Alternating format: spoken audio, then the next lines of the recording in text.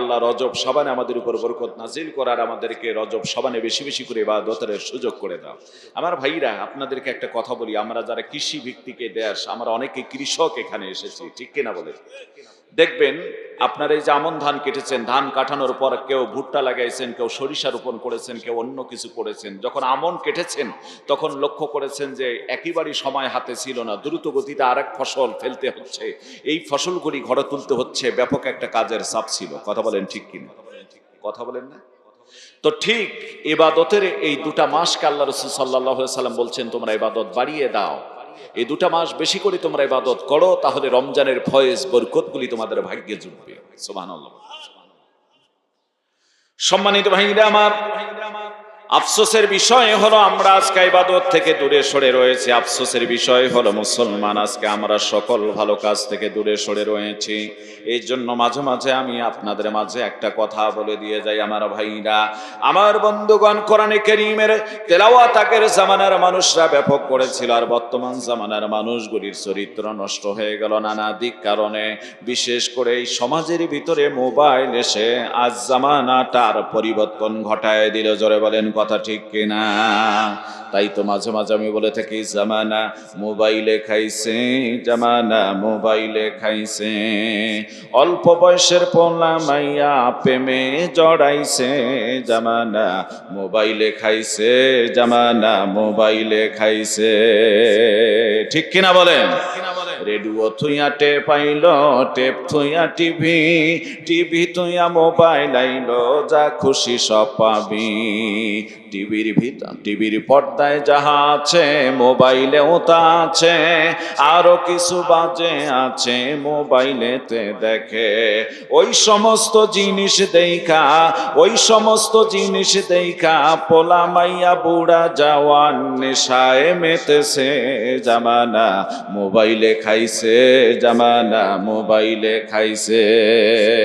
Mobile আইসা পরক্রিয়া বৃদ্ধি পেয়েছে, জামানা মোবাইলে খাইছে, জামানা মোবাইলে খাইছে। ঠিক কিনা বলেন? সারি সাওয়ালি মা হঠাৎ আরেকজনের হাত ধরে ভেঙে যাচ্ছে, কথা কয় না। আমারই এলাকার পাশে ছেলে মেয়ের বিয়ে শাদী দিয়ে দিচ্ছে, দুই মেয়েকে বিয়ে শাদী দিয়েছে, নাতি নাতনি জন্ম হয়েছে, আরেকজনের বউ নিয়ে ভাগে পালিয়ে গেছে। নাউজুবিল্লাহ কবেন না? আর একটা মেয়ে বাবার বাড়ির থেকে এসে বর্তমানে বাড়িতে অবস্থান করতেছে, এখনো রানিং বাড়িতে আছে আমার জানা মতে। যার কারণে কথাগুলি বলি যে ওদের কান পর্যন্ত যাও। আমার লাইভ প্রত্যেক দিনের প্রোগ্রাম লাইভ হয়, কথার কানে গিয়ে ওই মেয়েটা একটু চেঞ্জ হয়ে যাও। বাবার বাড়ির থেকে এখন স্বামীর বাড়ির থেকে এসে বাবার বাড়িতে পড়ে আছে, মেয়ের বিয়ে শাদী দেওয়ার উপযুক্ত হয়েছে, মেয়ের জন্য বিভিন্ন ভালো ভালো ঘর আসতেছে। এই বয়সে এসে সে পরক্রিয়ায় জড়িয়ে পড়ে বলতেছে স্বামী সংসার আর করবো না। জোরে বলা যাবে কি নাউজুবিল্লাহ? মেয়ে এসে কান্নাকাটি করে ঘুরে যাচ্ছে। মেয়ে বলতেছে, মা, যে বয়সে প্রেম করার কথা ছিল আমার, কথা তো ঠিক আছে, ঠিক কিনা বলে? যে বয়সে প্রেম করার কথা ছিল আমার, সেই বয়সে তুমি যদি এইগুলি করো, আমরা কোথায় মান সম্মান আমাদের থাকবে? আমার ভাইরা কান্নাকাটি করে চলে যাচ্ছে বাবার বাড়ি থেকে, আর যাচ্ছে না। মেয়ে আর ছেলে আছে স্বামীর বাড়িতে, আর ওই মহিলা পড়ে রয়েছে বাবার বাড়িতে, ওই নতুন পরক্রিয়া স্বামীর অপেক্ষা করতেছে। নাউজুবিল্লাহ বলবেন না? জামানা আছে ভাই, কথা বলেন না কেন? জামানা আছে? জামানা নাই। আমাদের আজকে এমন এক পরিস্থিতির ভিতরে পড়েছি, মনে হয় আখির জামান, শেষ জামানার ভিতরে আমরা চলে আসতেছিলাম। তো যাই হোক, এতক্ষণ ভূমিকা স্বরূপ কিছু কথা বলছিলাম, এখন আপনাদের মাঝে বিস্তারিত আলোচনাগুলি করব ইনশাআল্লাহ। বলেন ইনশাআল্লাহ। সম্মানিত ভাইরা, আফসোসের বিষয় হলো আপনাদের এলাকায় পাশে এত বড় একটা বাজার, লোকজন দিয়ে ভরার কথা ছিল, অথচ লোকজন আসে না মাহফিলের ভিতরে। কত সুন্দর! এখানে বাইরে থাকলেই তো আমার মনে হয় যে ঠান্ডা লাগার কথা, এখানে এমন ব্যবস্থা করা আছে, ঠান্ডার কোনো সুযোগ নাই। আছে কি? নেই। কোথাও বাতাস আসতেছে না, কোথাও কিচ্ছু না, এত সুন্দর পরিবেশ। তারপরে শুনলাম যে এখানে সকলের জন্য তবারকের ব্যবস্থা, খানার ব্যবস্থা করেছেন, তারপরও কোনার দিকে আসতেছি না। বড় আফসোসের বিষয়। আফসোস না ভাই? সম্মানিত ভাইরা, কথা বাড়াচ্ছি না, গভীর মনোযোগ দিয়ে দেন। আমরা যে কোরআনে কারীমের আলোচনা শোনার জন্য এসেছি, কোরআন থেকে যতগুলি মানুষ আমরা এসেছি গভীর মনোযোগ দিয়ে অল্প সময়ের ভিতরে আমরা আলোচনাগুলি শুনব। আমার ভাইরা, জীবনের যাতে পরিবর্তন ঘটাতে পারি, এটা বরকতময় মাস, আমলের পরিবর্তন যাতে আমরা নিয়ে আসতে পারি, আপনাদেরকে ছোট্ট একটা তথ্য দিয়ে যাই। ও মুসলমান ভাইরা, আমার গভীর মনোযোগ দিয়ে দেন।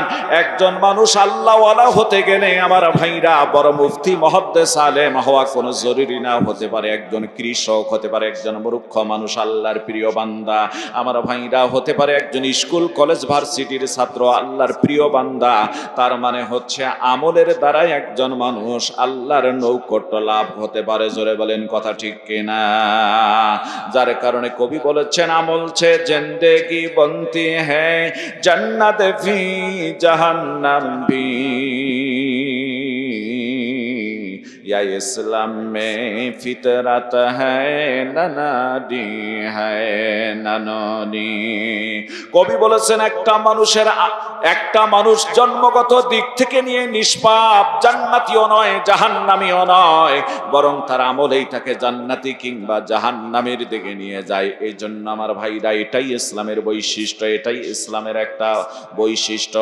মুসলমান ভাইরা আমার, মাঝে মাঝে আমি বলে থাকি, আমাদের কুড়িগ্রাম জেলায় সদর পৌরসভা ইউনিয়নের পাশে, যেহেতু পৌরসভাটার চতুর্দিকে ইউনিয়ন থেকে থাকে, পৌরসভার দক্ষিণ পূর্ব দিকের একটা ইউনিয়ন নাম হচ্ছে মোগলবাসা। এই মোগলবাসা ইউনিয়নটা ধল্লা নদীর সঙ্গে লাগানো রয়েছে ইউনিয়নটা। মুসলমান ভাইদের আমার, এই ইউনিয়নের মাঝ দিয়ে ধল্লা নদী অতিবাহিত হয়ে গিয়েছে। ওই আল্লাহর এক বান্দা আমার ভাইরা মারা যাওয়ার পর 22 বছর পর নদীর ভাঙ্গনে লাশ বেরিয়ে পড়ল। এই 22 বছর পর তার কাপনের কাপড়টা অক্ষত সাদা ধপধপা, কাপনের কাপড়ের ভিতরে মাটির দাগ একটা তিলা পর্যন্ত ধরে নেই। জোরে বলা যাবে কি সুবহানাল্লাহ? এ মুসলমান ভাইরা আমার, বলুন তো, মানুষ আসলে 22 বছর পর্যন্ত আল্লাহ তাআলা যদি তাকে রাখেন তবেই সে থাকতে পারবে, নচেত নয়। আমার ভাইরা, একটা সাধারণ মানুষকে কবরের ভিতরে রাখার পর মাত্র 6 দিনের ভিতরে নখগুলি খসে যায়, 9 দিনের ভিতরে মাথার চুলগুলি খসে যায়, 17 দিন পর পেট ফেটে গিয়ে পোকার খাদ্যে পরিণত হয়ে যায়। আমার ভাইরা, 60 দিন পর সমস্ত গোস্তগুলি খসে পড়ে কঙ্কালে রূপান্তরিত হয়ে যায়। 90 দিন পর আল্লাহর বান্দার আমার ভাইরা 90 দিন পর কঙ্কালগুলি পর্যন্ত খোলে খোলে পড়ে যায়, ভেঙ্গে ভেঙ্গে পড়ে যায়। অথচ আল্লাহ রব্বুল আলামিন আল্লাহর বান্দাকে 22 বছর পর্যন্ত অক্ষত রেখে দিলেন, কাফনের কাপড়ের মধ্যে মাটির দাগ পর্যন্ত লাগে নাই। জোরে বলা যাবে কি সুবহানাল্লাহ? আমার ভাইরা, ওনাকে ওই জায়গা থেকে খনন করে অন্যত্রে দাপন করা হলো। আল্লাহ তাআলার কি শান মুসলমান ভাইদের আমার। আবার 10 বছর পর ওই নদীর ভাঙ্গনে লাশটা বেরিয়ে পড়েছেন। আমাদের আজকের যিনি প্রধান আলোচক রয়েছেন, আজকের যিনি প্রধান মেহমান আমাদের রয়েছেন মাওলানা মুফতি অলিউদ্দিন রাশাদি সাহেব।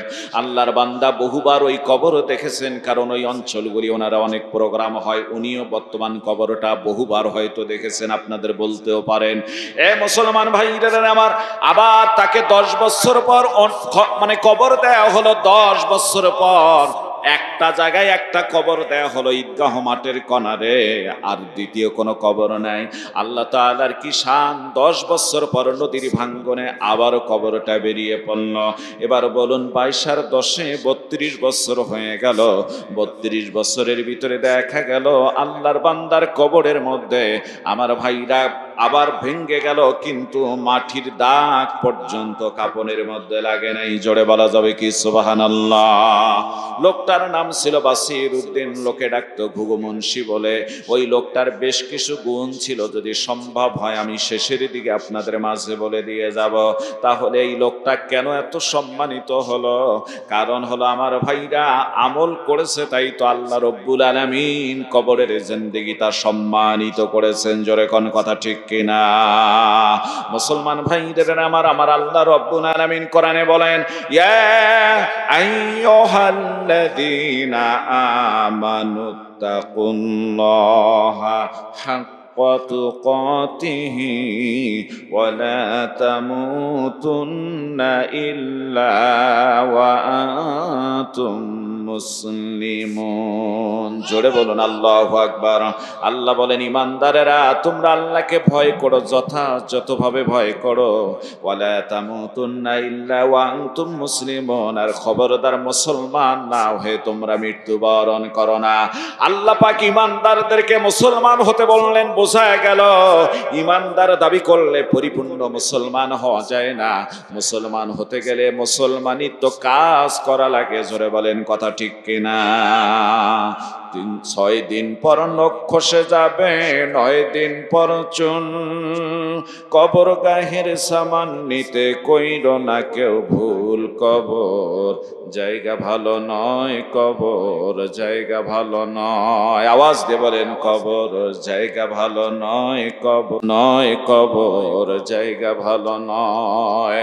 আমল দিয়ে কবর গৃহ সাজিয়ে নিতে হয়। কবর জায়গা ভালো নয়, কবর জায়গা ভালো নয়। ভাই কথা বলেন ঠিক কিনা?